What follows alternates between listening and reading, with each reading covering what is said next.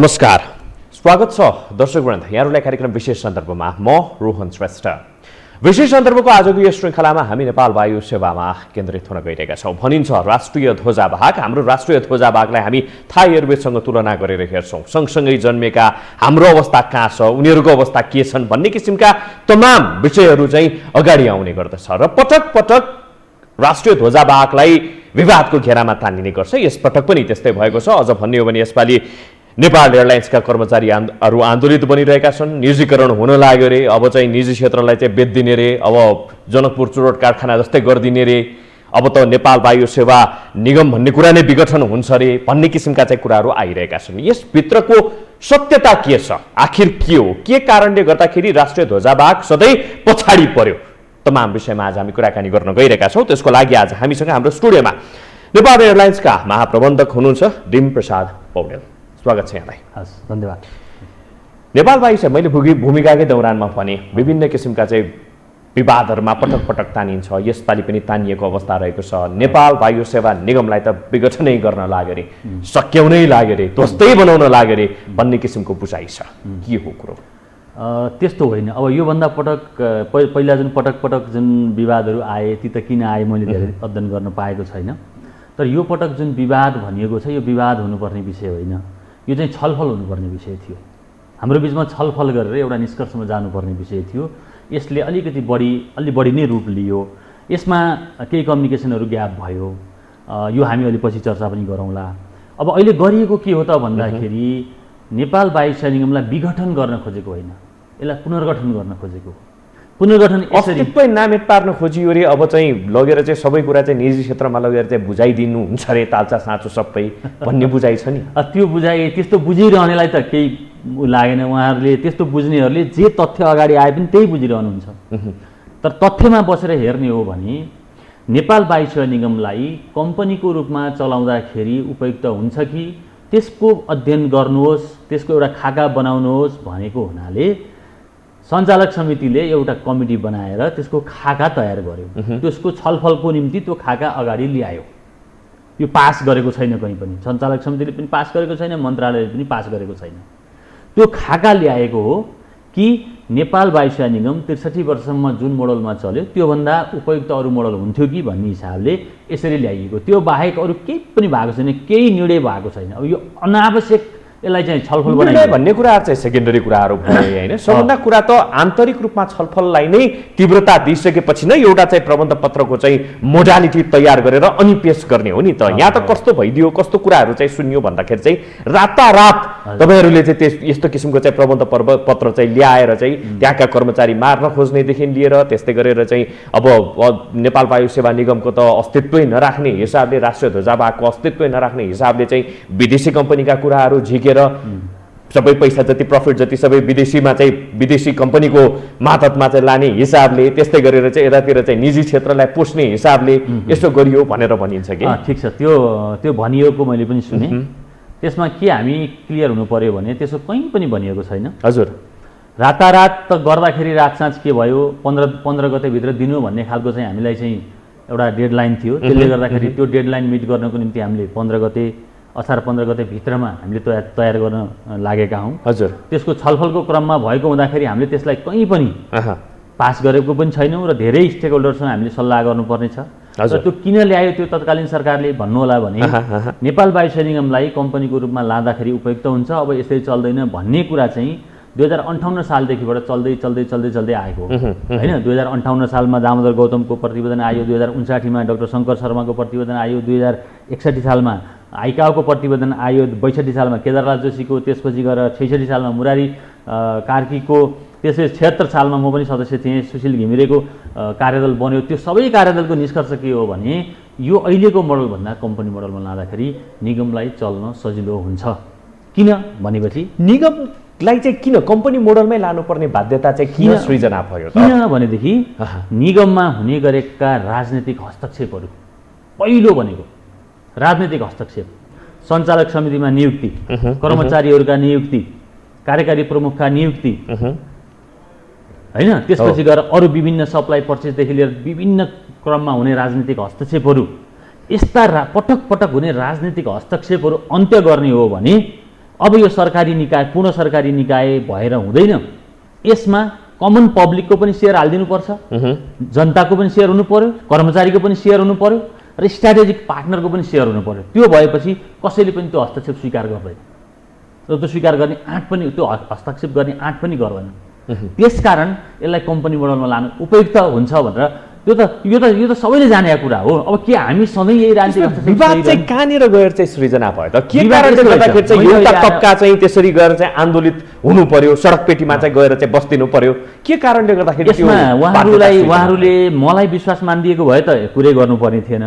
त्यहाँ एउटा संस्थापक भन्ने शब्द, त्यो संस्थापक भन्ने शब्दमा प्रबन्ध पत्र बुदा नम्बर 1 सम्भवतः हैन? हजुर हो। त्यसमा संस्थापक भन्ने ठाउँमा चाहिँ नेपाल सरकारको पूर्ण स्वामित्व भएका संस्थाहरू भनिदिएको भए हुने हैन। त्यसमा चाहिँ के संस्थापक, यो हामीले स्ट्यान्डर्ड फर्म्याट जुन तपाईँको कम्पनी रजिस्टरका स्ट्यान्डर्ड फर्म्याटहरू छन् त्यो फर्म्याट युज गरियो। त्यसमा फर्दर इलाबोरेसन, एक लाइन फर्दर इलाबोरेसन भयो भने त्यो सकिन्छ। म त्यो फर्दर इलाबोरेसन गर्ने हो भनेर जुन दिन मैले थाहा पाएँ त्यही दिनबाट मैले पहिलो इन्टरभ्यूबाटै के भनेको छु भने त्यसमा चाहिँ हामी सरकारी नै भनेर त्यसको मोडल चाहिँ कुन रूपमा हुन्छ? किनभने त्यो 51% भनेर चाहिँ जुन तपाईँले बुझाउनु भएको अवस्था रहेको छ त्यसलाई चाहिँ विभिन्न कोणहरूबाट टिका टिप्पणी पनि भइरहेको छ। 51% भनेर चाहिँ अब यसैको नै मैले यहाँ डाउनलोड पनि गरेको थिएँ होइन, नेपाल सरकार भनेर चाहिँ तपाईँले चाहिँ निम्न सार्वजनिक संस्थाहरू भनेर नामै पनि किटेको अवस्था रहेको छ र त्यसलाई चाहिँ थोरै तल गएर चाहिँ ब्रिफिङ पनि गरिएको अवस्था रहेको छ। अब त्यो ब्रिफिङलाई नै हेर्ने हो भनेदेखि पनि त्यसलाई चाहिँ कसरी पनि हेरिएको छ भनेदेखि सोझै रूपमा नदिएर घुमाउरो रूपमा चाहिँ बुझाउन खोजेको है निजीकरणमा चाहिँ। किनभनेदेखि स्वामित्वको कुरा पनि त्यहाँ आउला, भोलि गएर चाहिँ त्यसको स्वामित्वको चाहिँ लेखाजोखा भइराख्दाखेरि चाहिँ नेपाल सरकारले त्यो स्वामित्व लिन सक्ने अवस्था आएन भनेदेखि चाहिँ अनि गएर चाहिँ लगेर चाहिँ लाद्न खोजिएको हो, बुझाउन खोजिएको हो भन्ने पनि बुझाइछ। त्यो 51% लाई अलिकति क्लियरिफाई गरिदिनु भएन कि 51% संस्थापक सेयरहरू भनेको छ। त्यो दोस्रो अप्सन हो है। फेरि पहिलो अप्सन त हामीले के दिएका छौँ भने पहिलो अप्सनमा 100% नेपाल सरकारको हुनु पर्यो भनेर दिएका छौँ फर्स्ट अप्सन चाहिँ है। त्यो त पोसिबल पनि देखिँदैन। अब त्यो नेपाल सरकारले पैसा हाल्दिरहन सक्ने हो भने त किन यस्तो हुन्थ्यो र होइन, त्यो हाल्न सक्दैन। त्यसकारण विदेशी साझेदारहरू ल्याउँ, यहाँको पब्लिकको सेयर होल्डरहरूबाट सेयर उठाउँ, जुन कुरा गरिराखेका छ हामीले, यो त त्यसकारण ल्याइएको हो कि होइन। त्यसकारण अब 51% को कुरा अघि तपाईँ सोध्दै हुनुहुन्थ्यो। 51%मा हामी क्लियरली लेख्छौँ यदि हामी यो मोडलमा जाने भयौँ भने हामीले यसलाई वर्कआउट गर्दाखेरि 51%मा क्लियर हामी भन्छौँ नेपाल सरकारका मन्त्रालयहरू हुन सक्लान्, नेपाल सरकारका सार्वजनिक 100% स्वामित्वका सार्वजनिक संस्थानहरू हुन सक्लान् होइन, हो यी संस्थाहरू हुनुपर्ने भनेर त्यो पनि राख्न सकिन्छ हामीले। त्यो राख्नै सकिँदैन, राख्ने नै होइन भनेर त्यसो लेखिए चल्यो यो बर्बाद भयो गइसक्यो भनेर हाम्रो साथीहरू हिँड्नु भएको छ नि, यो होइन कि यो गलतै हो। यसरी गर्न खोजेकै होइन। दोस्रो आयो 30% को कुरा। 30% विदेशी वायु सेवाहरू हो, फेरि अरू लगानीकर्ता होइन, विदेशी वायु सेवा कम्पनीहरू। तिनलाई चाहिँ हामीले के गर्न खोजेको भने स्ट्राटेजिक पार्टनर ल्याउन खोजेको, ताकि उनीहरूको विदेशी साझेदार वा नेपाली लगानीकर्ताहरू भन्ने हिसाबले चाहिँ त्यसलाई मिलाउन सकिन्छ। त्यो पनि त्यो कुनै समस्याको विषय नै हुने त्यो 30% चाहिँ होइन। अनि त्यो 30%मा हामीले विदेशी वायु सेवा कम्पनीहरू लिएर आउँछौँ स्ट्राटेजिक पार्टनरको रूपमा। उहाँहरूले हामीलाई टेक्नोलोजी ट्रान्सफर गर्नुहुन्छ, नलेज ट्रान्सफर गर्नुहुन्छ होइन। त्यो चाहिँ वास्तवमा निगमको दीर्घकालीनको निम्ति एकदमै जरुरी छ, एकदमै जरुरी छ। अर्को आयो 14%। 14%मा पनि साथीहरू केही कमी कमजोरी के अरे केही अलिकति बुझाइमा केही कमी रहेछ। त्यसमा हामीले के भनेका छौँ भने सर्वसाधारण नेपाली र पर्यटन व्यवसाय। यदि त्यसमा वायु सेवा भनेको छ भने हामीले कन्फ्लिक्ट अफ इन्ट्रेस्ट हुने गरी कुनै वायु सेवा कम्पनीलाई हामी राख्न चाहिरहेका छैनौँ। पर्यटन व्यवसायीहरू भनेपछि त्यसमा फेरि वायु सेवा पनि यस्तो हुन्छ नि, वायु सेवा त्यो कन्फ्लिक्ट अफ इन्ट्रेस्ट पनि नराख्ने, हामीले राख्ने नै होइन। त्यो त्यहाँ अझ वर्कआउट गर्न सकिन्छ। हामीले ट्रेकिङ एजेन्सीहरू, ट्राभल एजेन्सीहरू, होटल एसोसिएसन, होटल्सहरू, नेपाली पब्लिकहरू राख्दाखेरि त यसको ओनरसिप लेभल कहाँ पुग्छ हेर्नुहोस् त। अहिले सरकारको र केही कर्मचारी हो भन्ने भइरहेको कम्पनी एउटा संस्थान आज यो सारा तपाईँको चाहिँ नेपालीहरूको संस्थानको रूपमा चाहिँ विकास हुन्छ होइन। टिकटिङ गर्ने चाहिँ ट्राभल एजेन्टहरू, जो हाम्रो ट्राभल एजेन्टहरू हुनुहुन्छ उहाँहरूले यसको ओनरसिप लिनुहुन्छ, साधारण जनताले ओनरसिप लिनुहुन्छ। त्यस्तै गरी कर्मचारीहरूले ओनरसिप 5% कर्मचारीलाई भनेको छ, 5% कर्मचारीले ओनरसिप लिनुहुन्छ। अनि भन्नुहोस् त अब त्यसपछि बनेको जनता र त्यस्तै गरेर चाहिँ कर्मचारीको ओनरसिप भन्ने कुरा त गौण हुन होला नि। फेरि यसरी चाहिँ पर्यटन व्यवसायीहरूलाई त्यसरी चाहिँ इङ्गित गर्दै लाने हो भनेदेखि त अब कुरा पनि आउँछन्। विभिन्न एयरलाइन्सहरूलाई चाहिँ बेच्न खोज्यो, हिमालयन लगायतका एयरलाइन्सहरूको कुरा पनि आइरहेका छन्, विदेशी एयरलाइन्स तपाईँले पनि भन्नुभयो होइन। यो बुझाइलाई चाहिँ अझै अलिकति क्लियरिफाई गर्दै यसमा के क्लियरिफाई गरौँ भने हामीले यसमा वायु सेवा कम्पनी बाहेक वायु सेवा कम्पनी नराख्ने, वायु सेवा कम्पनी भनेको हामीसँग कन्फ्लिक्ट अफ इन्ट्रेस्ट हुन्छ यो जुन डोमेस्टिकमा भने भन्नाले वायु सेवा कम्पनी कुनैलाई पनि यो भित्र इन्क्लुड हुँदैन, सेवा कम्पनी त्यो अस्योर हो। यसमा लेख्न छुटेको रहेछ भने पनि म त्यसको यसमा देखाएन, त्यही कारणले म गर्दा त्यो ग्यारेन्टी गर्न चाहन्छु कि त्यसमा हाम्रो कन्फ्लिक्ट अफ इन्ट्रेस्ट गरी स्वार्थ बाजिने गरी कुनै वायु सेवा कम्पनीलाई राखिँदैन। त्यहाँ स्वार्थ बाजिने गरी भनेपछि त्यहाँनिर फेरि अर्को चाहिँ शङ्काको दृष्टि त उब्ज्यो नि त। शङ्का बाजिने गरी त्यहाँनिर भन्दाखेरि चाहिँ स्वार्थ बाजिने गरी भनेर भन्दाखेरि त उसको पनि एयरलाइन्स कम्पनी भइरहेको हुन्छ, यता हाम्रो पनि एयरलाइन्स कम्पनी भनेपछि उसको कारणले गर्दा हामीलाई त फेरि हामी त्यो भनेपछि त्यसमा चाहिँ वायु सेवा कम्पनी कुनै पनि अर्दैन भनेर हाम्रो नेचरको बिजनेस गर्ने वायु सेवा कम्पनीलाई हामीले हाम्रो स्वामित्वमा चाहिँ ल्याउँदैनौँ र त्यस्तो खालको मान्छेलाई हामीले सञ्चालक समितिमा पनि ल्याउनु हुँदैन, अहिले पनि हुँदैन, त्यति बेला पनि हुँदैन। राजनीतिक नियुक्ति ठिक कि, तपाईँलाई म एउटा कुरा सोधौँ, राजनीतिक नियुक्ति ठिक कि लगानीकर्ताहरूको चाहिँ डाइरेक्टर भएर आएको ठिक? राजनीतिक रूपमा टपक्क टिपेर लिएर आएर राखेको ठिक कि? सरसर्ती हेर्दाखेरि लगानीकर्ताहरू आएर बोर्डमा बस्नु पर्यो। खुल्ला प्रतिस्पर्धाबाट नेपालभरिबाट पाइन्छ, नेपालबाट नभए विदेशबाट राम्रा क्वालिफाइड मान्छे चाहिँ कार्यकारी भएर आउनु पर्यो। यहाँका डाइरेक्टरहरू पनि त्यही अनुसारको क्वालिफाइड हुनु पर्यो। हाम्रो बिजनेस प्लान त्यही अनुसार बन्नु पर्यो। राजनीतिकरण त सञ्चालक समितिभित्र चाहिँ हाबी भएको छ भन्ने किसिमको चाहिँ बुझाइ कर्मचारीहरूको छ नि त। मैले त्यो सञ्चालक समितिमै चाहिँ राजनीतिकरण हाबी भएको कारण, किनभने कर्मचारी भनेको त मात्र काम गर्ने नहो। जसरी चाहिँ व्यवस्थापकले चाहिँ उसलाई काम अराउँछ, जसरी चाहिँ काम गराइन्छ, त्यो हिसाबले चाहिँ उनीहरूले काम गर्ने हो। तर यहाँ चाहिँ के भनिन्छ त भन्दाखेरि यो जहिले पनि सञ्चालक समिति र त्यस्तै गरेर चाहिँ कर्मचारी बिचको टसल के अहिले पनि देखिएको त्यस्तै छ।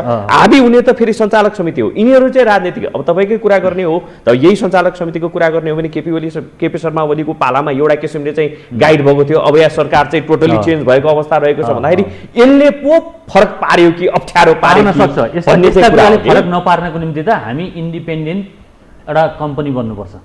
इन्डिपेन्डेन्ट कम्पनी बनेपछि नेपाल सरकारको रोल भनेको त्यहाँ एज अ डाइरेक्टर रिप्रेजेन्ट गर्ने मात्रै हुन्छ, राजनीतिक हस्तक्षेप हुँदैन। हामीले के भनेका छौँ भने नेपाल सरकारले राष्ट्रिय ध्वजावाहको हैसियत, ग्राउन्ड ह्यान्डलिङको कुरा र तपाईँको चाहिँ कर्मचारीहरूका चाहिँ सेवा शर्त सुविधाका कुराहरू, यसमा कुनै पनि हामीले मुलाइजा हुन दिँदैनौँ। 100% त इन्ट्याक्ट हुनुपर्छ। हाम्रो अहिले भएका कर्मचारीहरू सबै त्यहाँ कर्मचारीको रूपमा जाने व्यवस्था 1600 कर्मचारी अनि जति छन्, हाम्रो 1600 छैन, हाम्रो 1200 चान्चुन कर्मचारी हो। 1200 चान्चुन कर्मचारी त्यहाँ लाने हो, त्यहाँ काम पुग्दैन भने हामीले काम थप्ने हो। तर कम्पनीमा कन्भर्जन गर्ने बेलामा चाहिँ हामीले कुनै स्टाफलाई चाहिँ रोजगारविहीन बनाउन चाहिँ हुँदैन। यो बेलामा स्पेसली यो ट्रान्जिसनको बेलामा त्यो काम गर्नु हुँदैन। हामी त्यो कुराको ग्यारेन्टी गर्छौँ। र त्यसपछि भन्नुहोस् न, तपाईँ आफ्नो लगानी गरेर कम्पनीमा आउनुभएको छ भने तपाईँलाई धेरै माया हुन्छ कि राजनीतिक नियुक्ति गरेर लिएर आएको मान्छे हो भने माया हुन्छ भन्नुहोस्? पक्कै आफ्नो लगानीको हुन्छ नि त। कर्मचारीहरू आफू सञ्चालक समितिमा बस्न पाउने अवस्था हुन्छ, अहिले पाउँछ? पाउँदैन नि।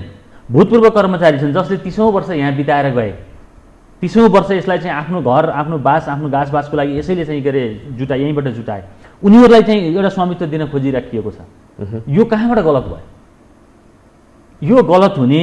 अनि अहिले सरकारले पैसा हाल्ने अनि कर्मचारीहरूले चाहिँ जे जसरी चलेको छ यसरी नै चलिरहनु। यसरी तपाईँले स्पेसिफिक रूपमा भनिरहँदाखेरि चाहिँ यो विगतमै किन सोचिएन त? विगतमै यस्ता कुराहरू किन राखिएन? किन रातारात 48 घण्टाको चाहिँ एउटा टाइम फ्रेममा गएर चाहिँ यसरी बुझाइयो? किन यसरी चाहिँ तयार गरियो भन्ने पनि त्यसमा चाहिँ शङ्काको दृष्टि। अहिले कर्मचारी आन्दोलन हुन थाले, अहिले चाहिँ यसमा चाहिँ सबैको ध्यान जान थाले, त्यही भएर चाहिँ आफू आफ्नो कमी कमजोरी लुकाउनु पो खोजेको होइन। यो कुरा कर्मचारी साथीहरू, मलाई पहिलो दिन आन्दोलनको कुरै थिएन, पहिलो दिन आउँदैखेरि भनेको छु मैले यसलाई निजीकरण हुन म कुनै हालत दिन्न, नम्बर 1। नम्बर 2, तपाईँहरूका जति पनि रोजगारी र हक अधिकारका कुरा छन् ती कहीँबाट वञ्चित हुन दिन्न, नम्बर 2 है।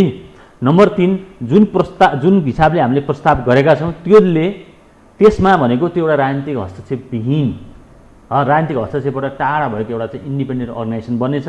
तर राज्यले दिने सबै प्रिभिलेजहरू त्यसले पाउनेछ, किन 51% सरकारको हुनेछ। भन्नको लागि त कुनै बेला गोर्खाली टायरदेखि लिएर त्यस्तै गरेर चाहिँ जनकपुर चुरोटलाई पनि त्यस्तै भनेर चाहिँ भनिएको थियो। रोयल रक्सको अवस्था कस्तो छ, सरकारी स्वामित्वकै हो होइन भन्दाखेरि यी सबै कुरालाई चाहिँ लेखाजोखा गर्ने हो भनेदेखि चाहिँ फेरि अवस्था के हुन्छ भन्ने कुराले पनि सशङ्कित बनाइरहेको हो। यसमा यस्तो छ, अब यसमा हामीले अलिकति यो बिजनेस हो, बिजनेस गरेको सार्वजनिक संस्थान भनेका जहिले पनि सरकारका बिजनेस इन्टाइटीहरू हो।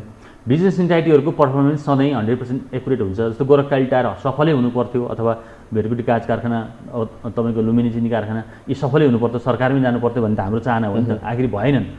तर ती र यसको मोडल फरक हो। त्यहाँबाट सरकारले हातै झिकेको, सरकारले बेचेको हो, त्यसको बिजनेस 100% बिजनेस र एसेट्स बेचेको हो।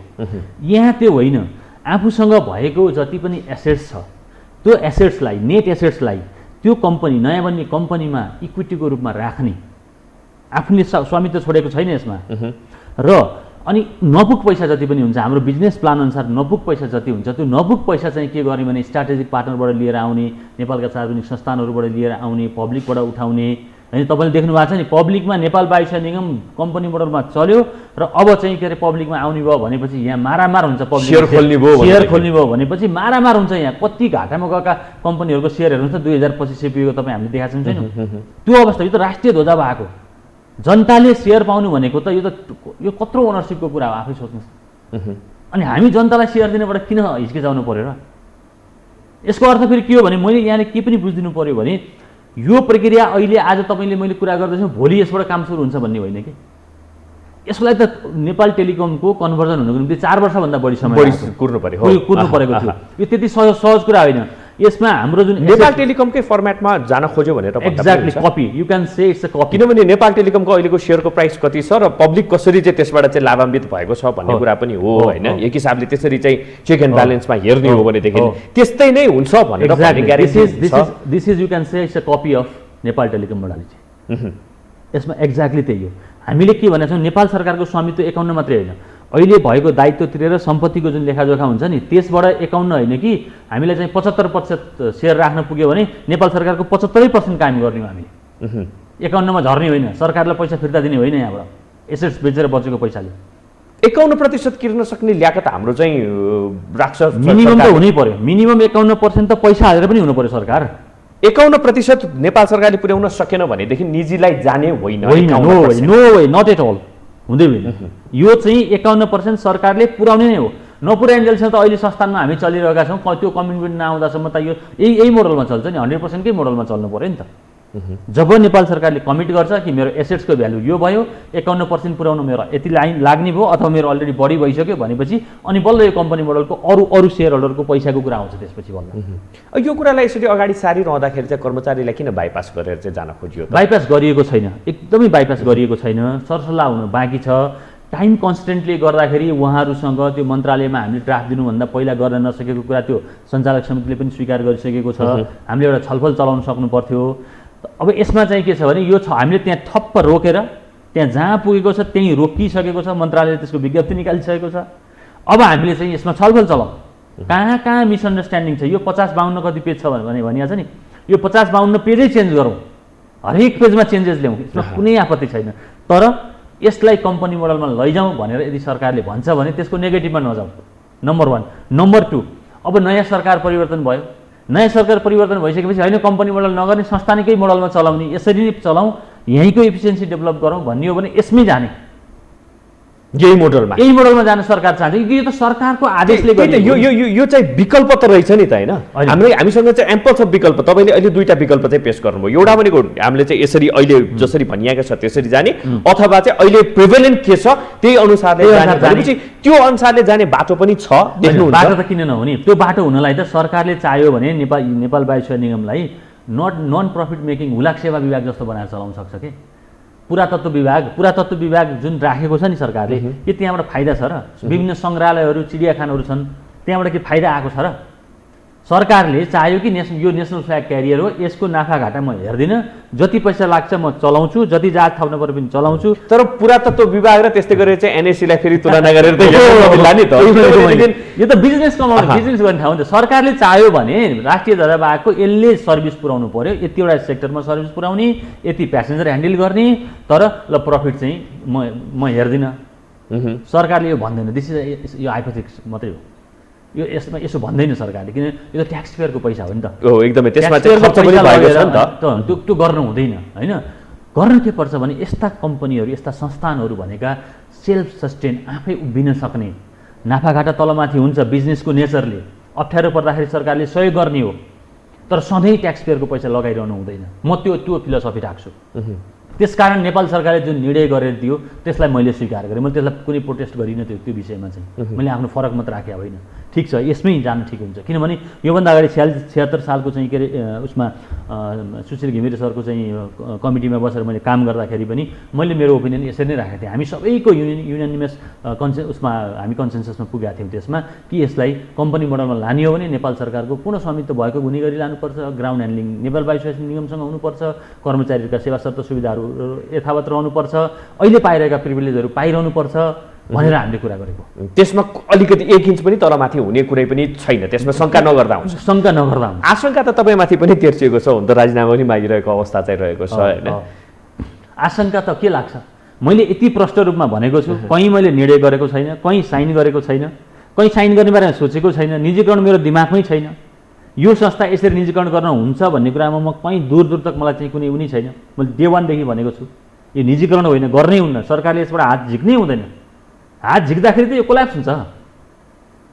म त्यसरी प्रोभोक गरिरहेकोलाई अब शङ्का गर्न त सबैलाई शङ्काको सुविधा भयो। राजीनामा पनि माग्नु भएको सर मैले सुने, राजीनामा माग्नु पनि स्वाभाविकै होला, उहाँहरूलाई चित्त नबुझेपछि राजीनामा माग्ने होइन। अब मैले उहाँहरूप्रति चित्त बुझेन भने उहाँहरूसँग मैले राजीनामा माग्दाखेरि उहाँहरूले दिनुहुन्छ कि दिनुहुन्न होइन। अनि मैले उहाँहरूलाई दिनुपर्ने कि नपर्ने, कतिजनालाई राजीनामा दिनुपर्ने, तर कर्मचारी र सञ्चालक के गल्ती गरे बापत, के गलत काम गरे बापत राजीनामा दिने, यो नेपाल वायु सेवा निगमको यति उज्जवल भविष्यको कल्पना गरे बापत अथवा यसमा नेपाल सरकारले गरेको निर्णय स्वीकार गरे बापत चाहिँ राजीनामा दिने, यसबाट 100% चाहिँ फाइदामा जान्छ भनेर भन्न सक्ने ग्यारेन्टी छ? यो धेरै पटक यो प्रश्न आउँछ, धेरै पटक प्रश्न आउँछ। अरूभन्दा यसमा फाइदामा लान सक्ने धेरै सम्भावना छ। किनभने पहिलो त यसमा राजनीतिक हस्तक्षेप हुँदैन, यो कम्पनी हो।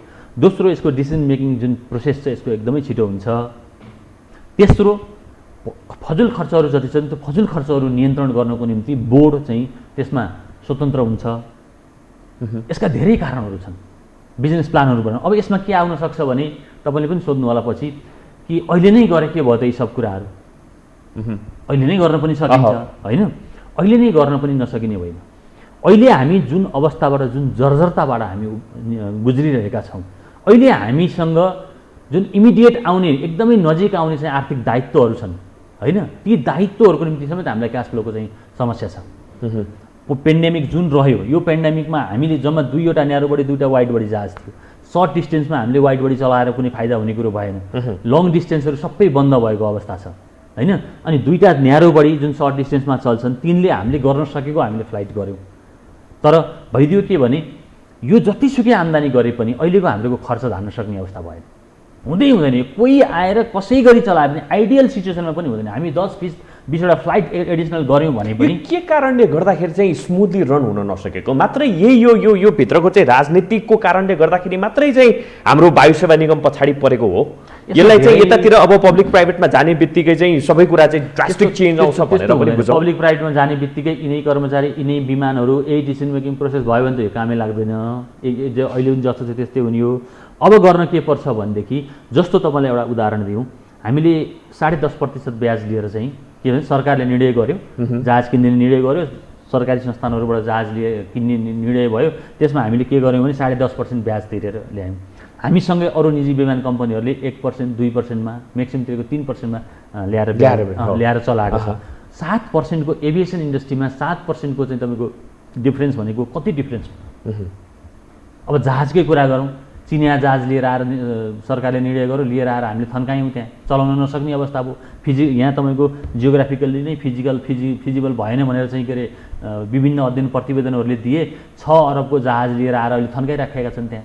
म आउनुभन्दा धेरै पहिलादेखिबाट त्यहाँ थन्किराखेको छ जहाजहरू।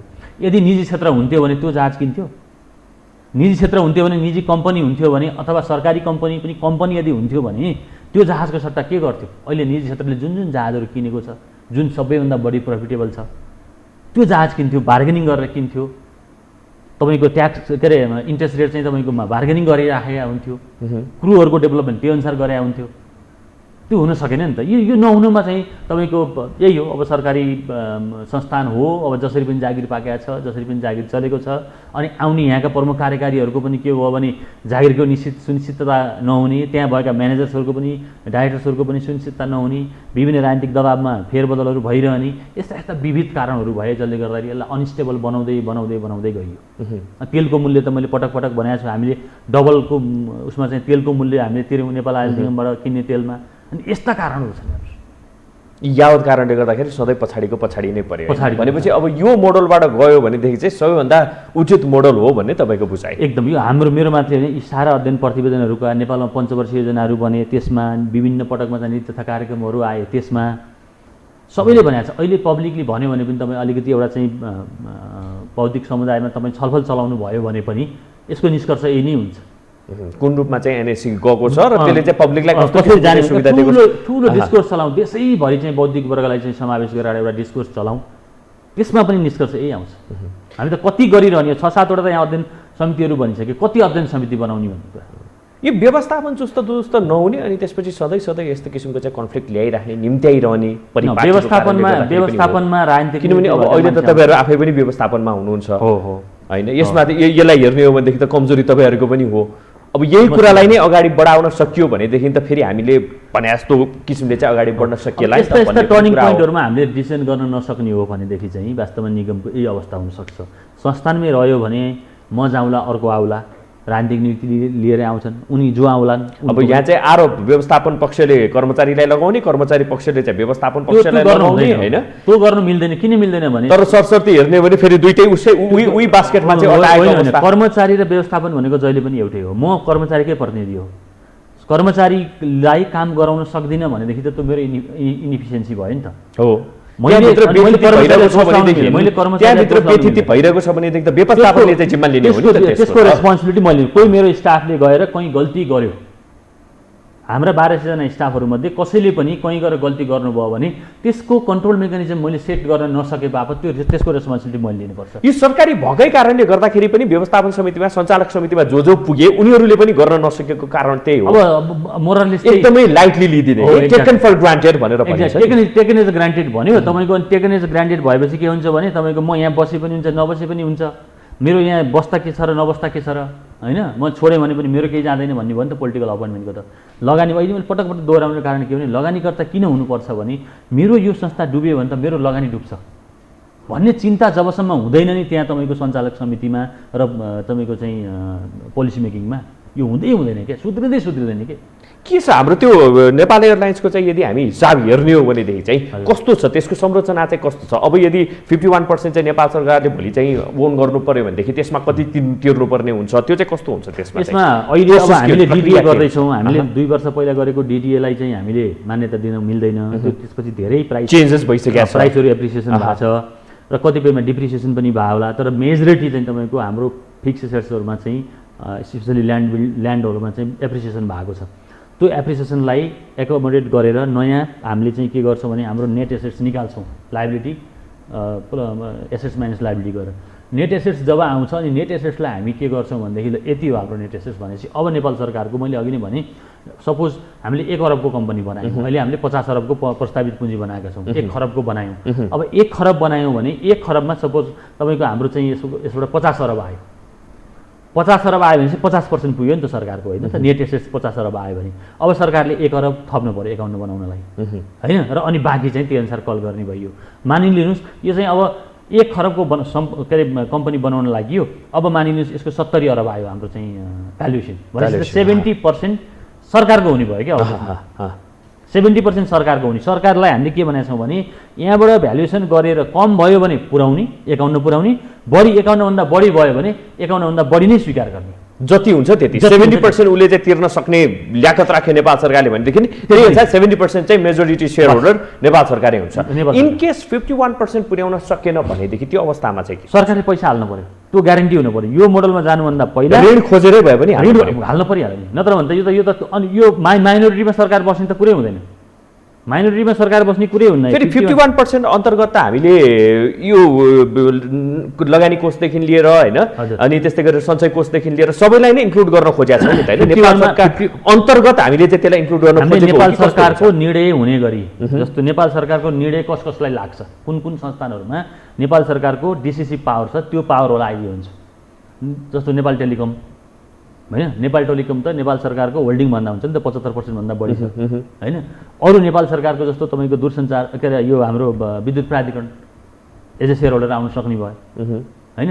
अब तपाईँको के अरे कर्मचारी सञ्चय कोष अरू आउन सक्ने भयो भने यो हिसाबले हामीले के भनेका छौँ भने नेपाल सरकार वा नेपाल सरकारको स्वामित्व भएका सार्वजनिक संस्थानहरू त्यही त वा भन्ने शब्द प्रयोग हो गर्नु सार्वजनिक संस्थानहरू किनभने नेपाल सरकारले फेरि लगानी गराउने त त्यसरी नै हो त्यो भनेको निजीकरण होइन नि त यसमा शब्द मिलेको छैन हामी यहाँ 50औं हामीले डिस्कसन गर्न सक्छौँ कि धेरै डिस्कसन गर्न सक्छौँ हामी त्यो शब्द मिलाएर शब्दले मात्रै हो समस्या अथवा चाहिँ नियतले नै समस्या नियत छैन नियत कसैको छैन म ग्यारेन्टी गर्न सक्छु म मेरो जसले विरोध गरिरहेको छ उनीहरूको पनि नियत सफाई छ कसैको भन्नु जसले विरोध गरिरहेछन् यसको चाहिँ विरोध गर्नेहरूले चाहिँ अलि बढी बुझौँ भन्ने कुरा जुन विरोधको तरिका उहाँले ल्याउनु भयो त्यो चाहिँ गलत भन्छु मैले तर उहाँहरूले पनि यो बुझिसकेपछि यसो गर्न खोजेको हो भन्दाखेरि नमान्नुपर्ने कारण छ र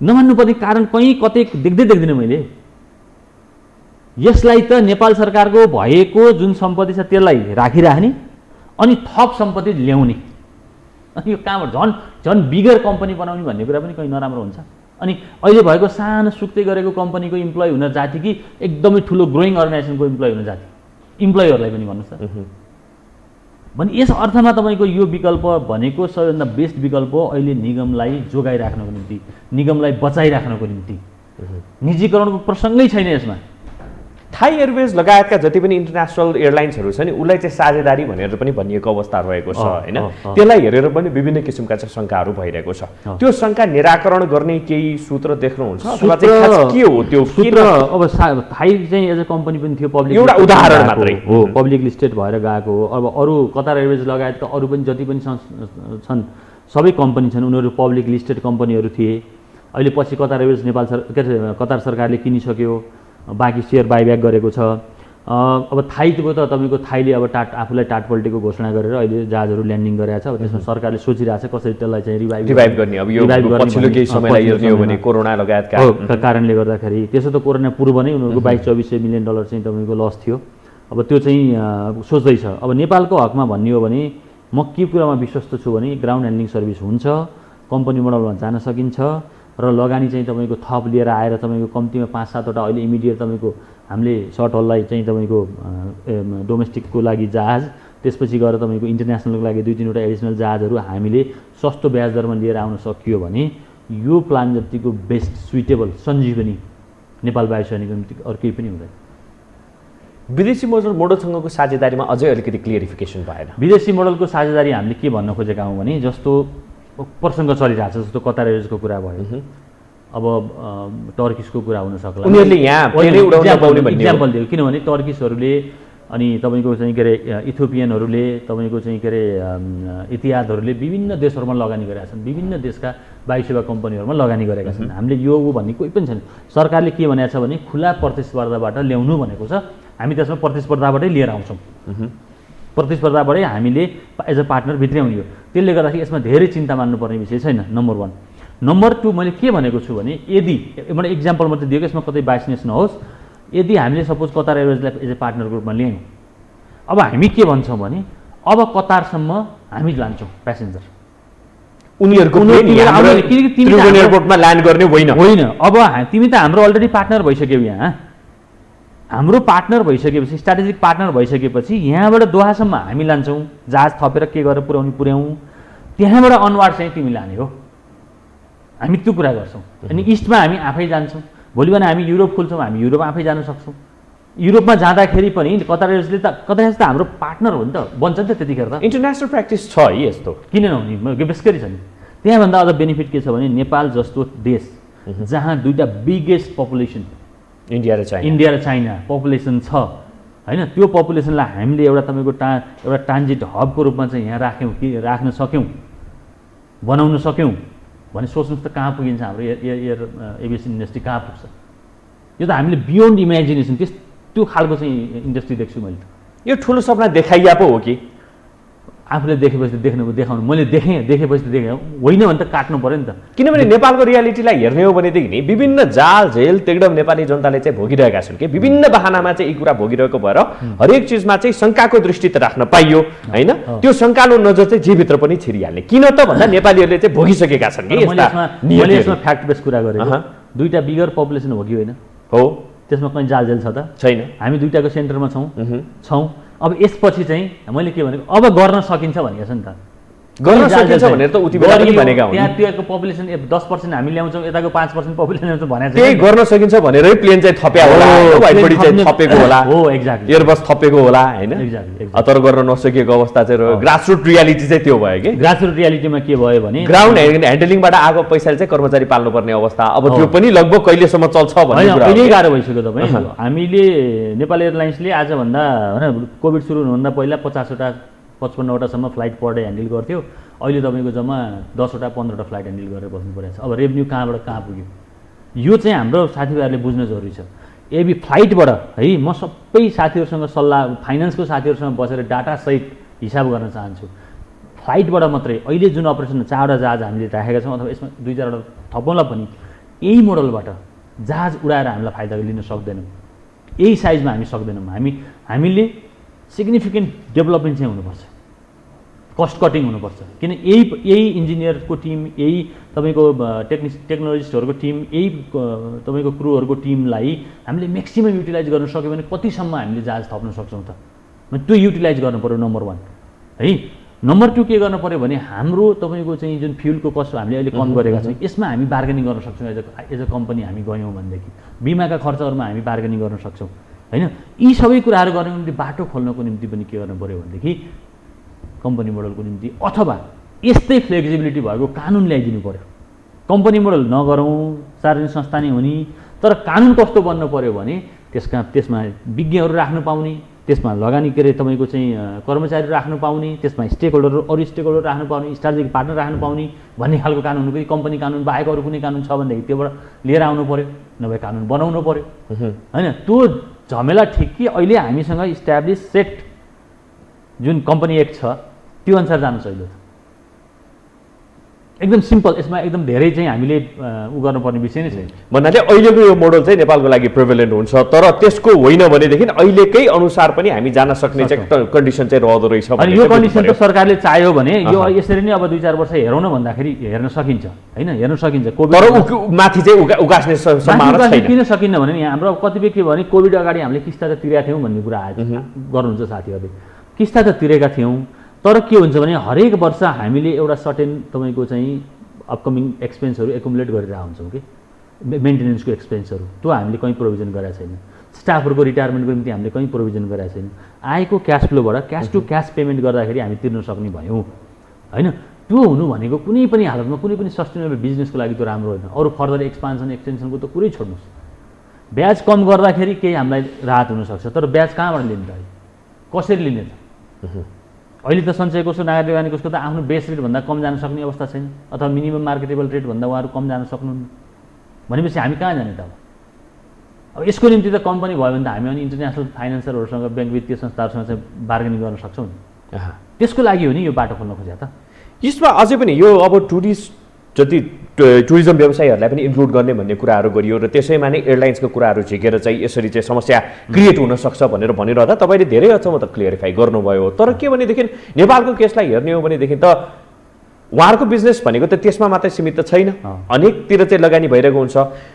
सेम प्रकृतिको त नआउला, तर त्यो व्यक्ति त फेरि अनेक बहाना गरेर चाहिँ त्यहाँभित्र आउन सक्छ र उसले चाहिँ आफ्नो हिसाबले चाहिँ त्यसलाई चलायो भनेदेखि के हुन्छ?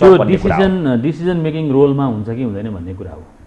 ऊ आएर हाम्रोमा डिसिजन मेकिङ रोलमा हुन्छ हुँदैन। मेजर सेयर होल्डर भयो भने त फेरि मेजर सेयर होल्डर हुने सम्भावना छैन नि। यसमा त हामी सेग्रिगेट गरेर यति टुक्रा टुक्रा बनाउँछौँ कि होइन, त्यो मेजर हुने त चान्सै छैन कि। मेजर त कुनै हालमा हुनै दिँदैन। यसमा तपाईँ मानिलिनुहोस् न, तपाईँ म एकछिन इक्जाम्पल लिउँ, म स्ट्यान्ड चार्टरको चाहिँ सेयर होल्डर छु, तपाईँ इन्भेस्टमेन्ट ब्याङ्कको सेयर होल्डर हुनुहुन्छ। तपाईँ र म दुइटै एउटै भनौँ के अरे कम्पनीको क्रस होल्डिङ गरेँ, तपाईँले मेरोमा मैले तपाईँकोमा गरेँ कि अब मैले दुइटै ठाउँको चाहिँ सेयर होल्ड गरेँ भन्दैमा मैले दुइटै उसलाई चाहिँ इन्फ्लुएन्स गर्न सक्छु त? दुइटै इन्स्टिट्युसनलाई सक्दिनँ नि। होल्डिङ हुने एउटा कुरा हो, तर इन्फ्लुएन्स गर्न सक्छ कि सक्दैन भन्ने कुरा हो। त्यो हुने नदिने गरी मेकानिजम बनाउनु पर्छ नि हामीले। नेपाल हो सबैको चाहिँ सम्भावना रहन्छ भनेर पनि भन्ने गरिन्छ। खराब कुरो चाहिँ सोच्ने हो भनेदेखि त यो आकाशमा उड्ने चिज कुन दिन डुबिहाल्छ, बर्बाद हुन्छ, बरु जहाज ग्राउन्ड गरेर राखौँ भनेर त भएन नि त होइन। आकाशमा उड्ने बित्तिकै के भयो भने एक्सिडेन्ट हुने सम्भावना बढ्यो नि त। अनि के भुइँमा राख्यो भने त सबैभन्दा जहाज भुइँमा राख्यो भने त एकदम सुरक्षित हुन्छ। अनि के भुइँमा बसेर सुरक्षित हुनु खोज्ने त? बिजनेस इन्टाइटी छ सरकारसँगबाट तपाईँको जमानी बसेर ऋण लिएको छ, अब गर्दै नगरिकन चलाउनु यो दायित्वको पनि कुरा छ। ऋण दायित्व पनि कसरी सकारिन्छ भन्ने कुराहरू पनि यति बेला चाहिँ प्रश्न भइरहेको छ होइन, किनभने त्यत्रो चाहिँ लोन लिएर अवस्था सरकार जमानी बसेर चाहिँ लोन लिएको अवस्था रहेको छ। यो हकमा चाहिँ कसरी सोचेको छ, स्ट्राटेजी के बनाइयो? यसमा केही गर्ने परेन। मैले अघि नै भनिसकेँ नेट एसेट्स माइनस लाइबिलिटी गऱ्यो भने त नेट एसेट्स आउँछ नि त। हाम्रो टोटल सम्पत्ति जति छ त्यसले लाइबिलिटी चाहिँ तिर्ने, अथवा सरकारले के गर्न सक्छ भने लाइबिलिटी त अहिले त के छ भने हाम्रो 47 अरब लोन चाहिँ नेपाल सरकारले किस्ताबन्दीमा पनि तिर्न सक्छ। नेपाल सरकारले त्यो किस्ताबन्दीमा 15 वर्ष लगाएर तिर्न सक्छ, तर इक्विटी द डे वान सबै पैसा इक्विटीको रूपमा हाल्न सक्छ। यहाँ त सिम्पल छ। र सरकारको निम्ति तपाईँको 47 अरबको तपाईँको किस्ता भनेको 15 वर्षमा तिर्नु भनेको वर्षको 2-3 अरब रुपियाँ भनेको त ठुलो कुरो होइन नि त इजिली गर्न सकिन्छ। समस्या केही त निम्तिदैन, त्यो केही नि, एकदम इजिली त्यो लोन जुन छ त्यो नेपाल सरकारको लोनको रूपमा कन्भर्जन गर्ने अथवा त्यसलाई एउटा मेकानिजम कानुनी रूपमा एउटा केही सेट गर्न सकिन्छ। त्यो गरिन्छ, त्यसपछि सरकारले किस्ता तिर्छ, आफ्नो चाहिँ उताको ऋणको किस्ता तिर्छ, यता भएको सम्पत्ति जति लिएर आएर नेपालको चाहिँ यो कम्पनीमा चाहिँ सेयरको रूपमा हाल्छ। 50, 60, 70, 80 अरब जति हुन्छ 80 अरबै उसको रूपमा हाल्न सक्छ। अनि 1 खरबको कम्पनी बनाइयो भने त 80% त नेपाल सरकारको सेयर भयो नि। हामी कन्क्लुजनमा आउँदैछौँ होइन, सरसर्ती हेर्ने हो भने यो 100% प्राइभेटाइजेसन होइन। यसमा तपाईँले एकदम हाइलाइट गरेर भनिदिनुहोस्, मैले क्लियर कट मेरो कहाँ बाइट राख्नुपर्छ राख्नुहोस्, यो कुनै हालतमा निजीकरण होइन र डिम प्रसाद पौडेल कुनै हालतमा निजीकरण गर्ने पक्षमा छैन। अन्नेसरी यसमा चाहिँ पर्यटन व्यवसायको नाममा विभिन्न एयरलाइन्स कम्पनीहरूको स्वार्थ पूर्ति गर्नको लागि यो गरिएको पनि होइन। कसैको स्वार्थ छैन यसमा, चाहे इन्टरनेसनल होस् अथवा चाहिँ नेसनल होस्, कहीँ पनि छैन, कसैसँग कुरा भएको छैन। राजनीतिक रूपमा सञ्चालक समिति परिचालित भयो अथवा त्यहाँ सञ्चालक समितिभित्र कस्ता कस्ता व्यक्तिहरू अटाइए, यो कारणले गर्दाखेरि पनि शङ्का जन्मिएको हो। त्यसमा शङ्का गर्ने अथवा नगर्ने, त्यो शङ्का गर्ने नगर्ने मलाई शङ्का गर्नुहोस् भनेर तपाईँले मैले भनेर मेरो अनुमति लिएर गर्ने होइन। जसले पनि जे पनि शङ्का गर्न क्लियरिफिकेसन चाहिँ तपाईँहरूले दिनु पर्छ। यसमा कुनै राजनीतिक पूर्वाग्रह छैन, यसमा कुनै आर्थिक पूर्वाग्रह छैन, कुनै समूहको डिस्कसन भएको छैन, कोही छिराउन कोसिस गरिएको छैन। त्यस्तो कहीँ छिर्ने ठाउँ देख्नुभयो हाम्रो साथीहरूले भने आउनुहोस् बार लगाउँ सँगै बसेर छेकौँ, कहाँ छेक्न सकिन्छ छेकौँ।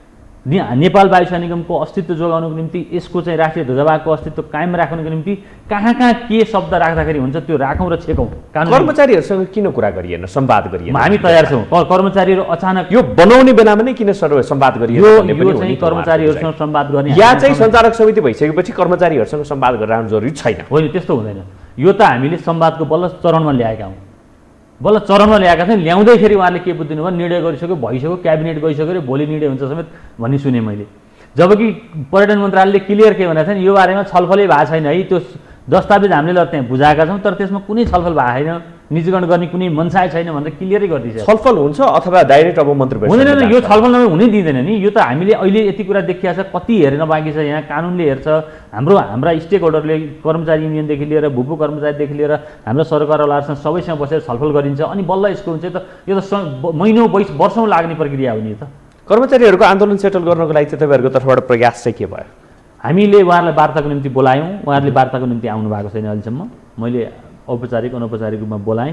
अब उहाँहरूले एक खालको आन्दोलन गर्नुभएको छ। अब त्यो आन्दोलन मलाई जहाँसम्म लाग्छ, मैले अब आज पनि यति कुरा भनिसकेपछि उहाँहरूले बुझिसके हुनुपर्छ होइन। अब यसमा कहाँ के चेन्जेस गर्ने हामी त्यो गर्न तयार छौँ। अब अहिले सर्टेनली राजनीतिक नेतृत्व देशको चाहिँ परिवर्तन भइसकेको छ। यो हिसाबमा चाहिँ कसैले वेट एन्ड वाच गरे हुन सक्नुहुन्छ, तर यसमा त्यो धेरै हामी चाहिँ उ गर्न छैन। म अहिले पनि आह्वान गर्न चाहन्छु तपाईँको मिडिया मार्फत कि उहाँहरूसँग जहिले पनि वार्ता गरेर यो प्रमाणपत्र नियामयलाई कसरी निगमको हित, निगमको चाहिँ अस्तित्व रक्षाको निम्ति कसरी प्रयोग गर्न सकिन्छ त्यो गर्नको निम्ति उहाँहरूसँग छलफल गर्न र यसलाई आवश्यक परिमार्जन गर्न म तयार छु।